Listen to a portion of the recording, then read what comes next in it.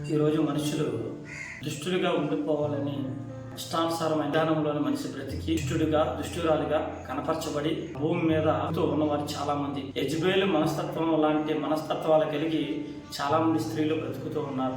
యెరోబోము లాంటి మనస్తత్వాలు కలిగి చాలా మంది పురుషులు బ్రతుకుతూ ఉన్నారు. పాపం చేయలేనటువంటి స్త్రీ లేదు, పాపం చేయలేనటువంటి పురుషుడు లేడు. అయితే గమనించండి ప్రేమైన దేవుని సంగమా, మనిషి పాపం చేస్తూ చచ్చిపోతే దేవుడికి ఏమాత్రమైన ఇష్టం ఉంటుందా? పాపం చేస్తూ చచ్చిపోతే దేవుడు సంతోషించడు. కానీ పాపం చేస్తున్న మనుషులు పాపాన్ని మానుకుంటే, పాపం చేస్తూ ఉన్న మనుషులు పాపాన్ని మానుకొని బ్రతికితే ఇష్టపడతాడండి దేవుడు.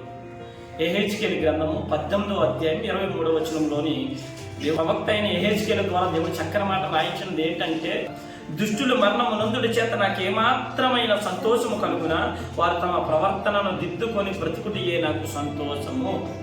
ఎవరంటారండి మాట? నీ తల్లి నిన్ను కన్నందుకు ఇలాంటి వాడు పుడితే అంత చచ్చిపోతే అంత అని ఉండొచ్చు. నీ తండ్రి ఇలాంటి వాడికి భూమి మీద పెంచే కంటే చచ్చిపోతే మేలని తండ్రి అనుకో. నీ అన్నదమ్ములు, నీ అక్క చెల్లెళ్ళు ఇలాంటి వాడు ఉంటే అంత పోతే అంత అని అనుకో ఉండొచ్చు. కానీ దేవుడు అంటున్నాడు, నువ్వు ఎలాంటి దానమైనా ఎలాంటి వాడివైనా ఇదిగో అలా చచ్చిపోతే నాకు ఇష్టం ఉండదు. మన స్త్రీని చూసుకున్న ఉదాహరణ, 5 పనిమిట్లను కలిగి ఉన్నది, 5 సంసార జీవితం చేసింది గుట్టు చప్పుడుగా. ఇప్పటికీ యేసుక్రీస్తు వారు వచ్చినప్పటికీ కూడా 6వ వాడిని కలిగి ఉంది. ఆ సుఖాలని ప్రాంతంలోని యాకోబు బావి దగ్గర యేసుక్రీస్తు వారు చెబుతారు, నువ్వు ఇప్పటికే 5 కలిగి ఉన్నావు, ఇప్పుడు ఉన్నవాడు 6వ వాడు అని చెబుతారు. ఎప్పుడైతే యేసుక్రీస్తు వారు చెప్పాడో, చెప్పిన వెంటనే ఆ స్త్రీ సరిదిద్దుకుంటారు ప్రవర్తనను.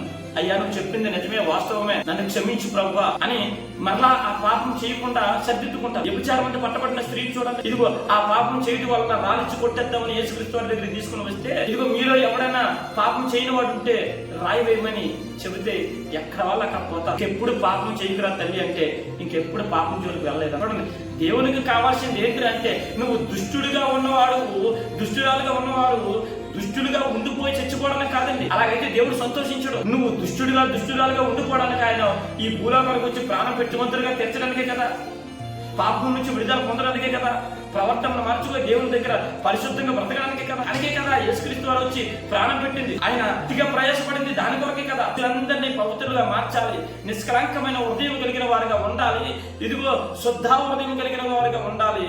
అటువంటి వారే నాకు కావాలని ప్రాణం పెట్టాడు కదా. మరి మనం అందరూ మారితేనే కదా మన యొక్క పాప ప్రవర్తన మార్చుకొని, దుష్ట ప్రవర్తన సరిదిద్దుకొని దేవునికి నచ్చే విధంగా, దేవునికి మెచ్చే విధంగా ఎప్పుడైతే మనం మారుతామో మనల్ని బట్టి దేవుడు సంతోషిస్తాడండి. ఆ విధంగా మారుతాం, ఆ విధంగా మన జీవితంలో సరిదిద్దుకొని పొరపాట్లను, పాపములను, తప్పులను తెలియక చేసిన వాటిని అన్నిటినీ సరిదిద్దుకొని దేవునికి ఇష్టమైన బ్రతికి దేవునికి అనుకూలంగా జీవిద్దాం. ఇటువంటి విధానంలో మనం బ్రతికితే మన జీవితాలకు నెమ్మది, సంతోషం కలుగుతూ